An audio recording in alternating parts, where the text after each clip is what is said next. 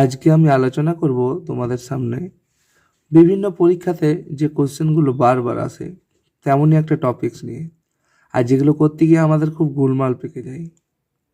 এখানে খুব সহজে কিভাবে ভারতে আগত বিভিন্ন বিদেশি পর্যটকদের নাম আমরা মনে রাখবো সেটাই করে আমি তোমাদেরকে দেখাবো।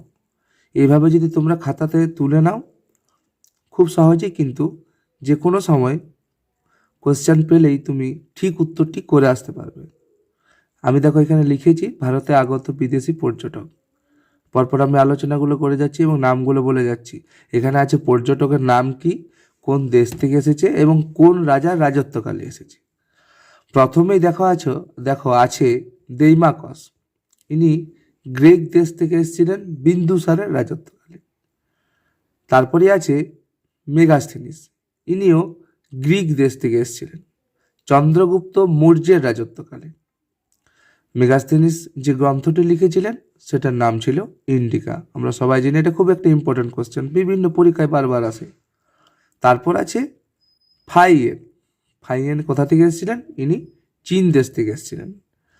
কার রাজত্বকালে এসেছিলেন? দ্বিতীয় চন্দ্রগুপ্তের রাজত্বকালে। ফাইয়েন এসেছিলেন দ্বিতীয় চন্দ্রগুপ্তের রাজত্বকালে। মেগাস্থিনিস তাহলে ইন্ডিকা গ্রন্থ লিখেছিলেন এবং তিনি চন্দ্রগুপ্ত মৌর্যের রাজত্বকালে এসেছিলেন।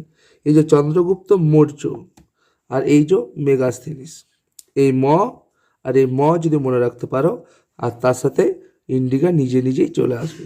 মেগাস্থিনিস মৌর্য, চন্দ্রগুপ্তটা মনে রাখতে হবে। চন্দ্রগুপ্ত মৌর্য, মৌর্যর সময় চন্দ্রগুপ্তটা মনে চলে আসে। চন্দ্রগুপ্ত মৌর্য, মেগাস্থিনিস গ্রন্থের নাম হচ্ছে ইন্ডিকা। ফাইয়েন চীন দেশ থেকে ভারতে এসেছিলেন দ্বিতীয় চন্দ্রগুপ্তের রাজত্বকালে। তিনি কি গ্রন্থ লিখেছিলেন? ফাইয়েন ফাইয়েন ফু কুও কিং। ফাইয়েন ফু কুও কিং। ফা ফু, ফাইয়েনের গ্রন্থের নাম মনে রাখতে হবে এইভাবে, ফাইয়েন মানে ফা, তাহলে ফু কুও কিং।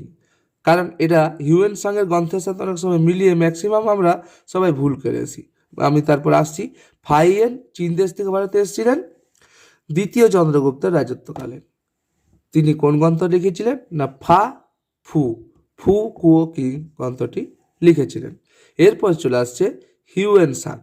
হিউয়েন সাং কোথা থেকে এসেছিলেন? ইনিও চীন দেশ থেকেই এসেছিলেন। চীন দেশ থেকেই এসেছিলেন। কার রাজত্বকালে? হর্ষবর্ধনের রাজত্বকালে। হিউয়েন সাং চীন দেশ থেকে এসেছিলেন হর্ষবর্ধনের রাজত্বকালে। এইখানে মনে রাখতে হবে কি? Hiuen Tsang Si Yu Ki, Tsang Si Yu Ki, সাং সা সি ইউ কি। হিউয়েন সাং যখনই মনে পড়বে তার গ্রন্থের নাম মনে করতে গিয়ে মনে রাখতে হবে Si Yu Ki, Tsang Si Yu Ki. Hiuen Tsang Si Yu Ki. Fahien Fo Kuo Ki, Fahien Fo Kuo Ki, Hiuen Tsang Si Yu Ki. Fahien Hiuen Tsang, এই দুটো কনফিউজ এইভাবে দূর করা যেতে পারে চেষ্টা করে দেখলে। তারপরে কি আছে?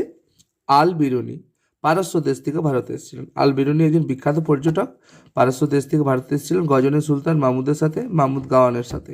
তিনি কি গ্রন্থ লিখেছিলেন? তিনি তহকিকি হিন্দ। আল বিরুনি যে গ্রন্থটি লিখেছিলেন তার নাম তহকিকি হিন্দ। এরপরে আছে, এরপর ইবন বতুতা। ইবন বতুতা একজন পর্যটক ছিলেন।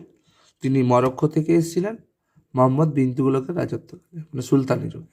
মোহাম্মদ বিন তুগলক মানে পাগলা রাজা, মধ্যযুগে পাগলা রাজা নামে পরিচিত মোহাম্মদ বিন তুগলক। মোহাম্মদ বিন তুগলকের রাজত্বকালে এসেছিলেন মরক্কো থেকে যে পর্যটক তিনি ছিলেন ইবন বতুতা। তার গ্রন্থের নাম কি ছিল? কিতাবুল রাহেলা বা সফরনামা। খুব ইম্পর্টেন্ট একটা কোশ্চেন। ইবন বতুতা মরক্কো থেকে এসেছিলেন মোহাম্মদ বিন তুগলকের রাজত্বকালে। তার গ্রন্থের নাম কিতাবুল রাহেলা, যাকে সফরনামা বলা হয়। সফরনামা কোশ্চেনটা বারবার আসে। তারপরে হচ্ছে দেখো নিকোলো কন্টি। তিনি ইতালি থেকে ভারতে এসেছিলেন সঙ্গম বংশের রাজা প্রথম দেবরায়ের আমলে। সঙ্গম বংশের রাজা প্রথম দেবরায়ের আমলে। প্রথম দেবরায় সঙ্গম বংশের রাজা, ইতালি থেকে এসেছিলেন পর্যটক নিকোলো কন্টি। এরপর কি আছে? আব্দুর রাজ্জাক, ঐতিহাসিক ব্যক্তি একজন আব্দুর রাজ্জাক। ইনি পারস্য থেকে ভারতে এসেছিলেন। কখন এসেছিলেন ইনি?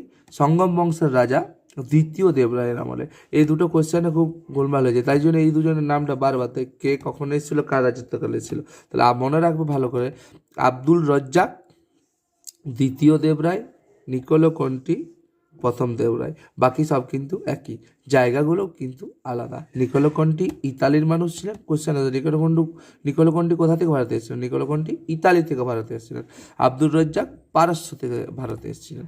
নিকোলো কন্টি ইতালি প্রথম দেবরায়, আব্দুর রাজ্জাক পারস্য দ্বিতীয় দেবরায়। আর অনেকগুলো ঐতিহাসিক ব্যক্তি আছেন, পর্যটক আছেন, সাহিত্যিক আছেন। নেক্সট ভিডিওগুলোতে আমি সেগুলো নিয়ে আলোচনা করেছি, তোমরা চাইলে দেখে নিতে পারো। আজকে আপাতত এখানেই শেষ করলাম।